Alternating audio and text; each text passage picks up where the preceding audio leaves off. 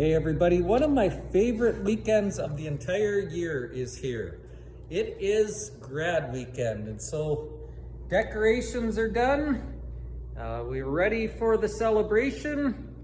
Again, we're going to celebrate Devin and Owen this weekend, so it's a hot potluck. That's always lots of fun. So make plans to stay, bring some food, enough for your family, and another one.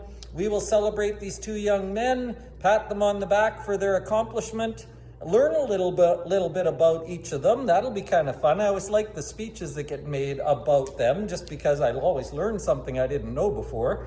And it's just fun. It's a good family sort of day. So that's this Sunday at noon, right after worship service.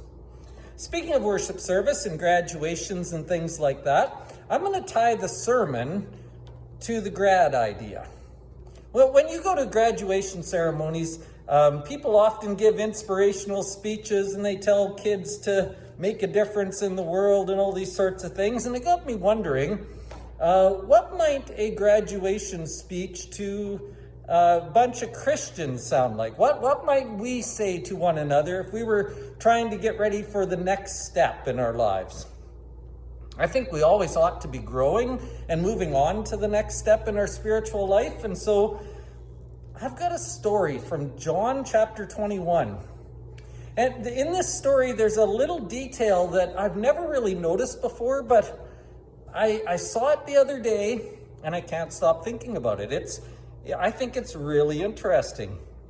And so I'm going to use this little story about Peter from John 21, and we're going to figure out some principles that might help us in our next step to get to the next level of our spiritual walk. So we're not just still in high school. You know what I mean?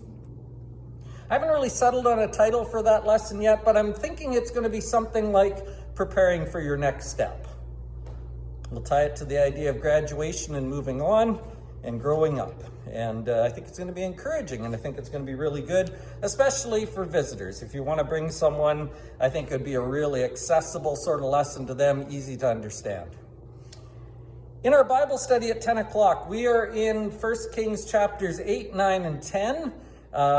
We have just read the section where Solomon has dedicated the temple, and so we'll finish that up, the last part of chapter 8. Then the Lord appears to Solomon and says some really important things in chapter 9. And then the Queen of Sheba shows up. I don't know if you know who the Queen of Sheba is. In our family, we always sort of joke about that, like we're getting the house ready and getting ready for visitors, right? And we always say, well, it isn't the Queen of Sheba that's coming, right? That sort of thing.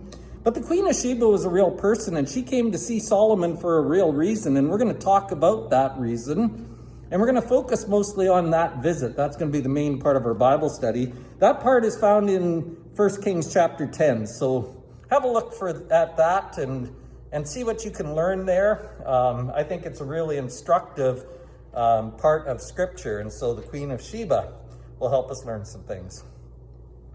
Again, I'm really excited about this weekend. I think, again, this is one of the most fun, noble, honoring sort of weekends. It's a really good family weekend. So I want to invite you to be here for the worship service, come to Bible study, hang around for lunch, and we will honor two really good men. We will see you Sunday.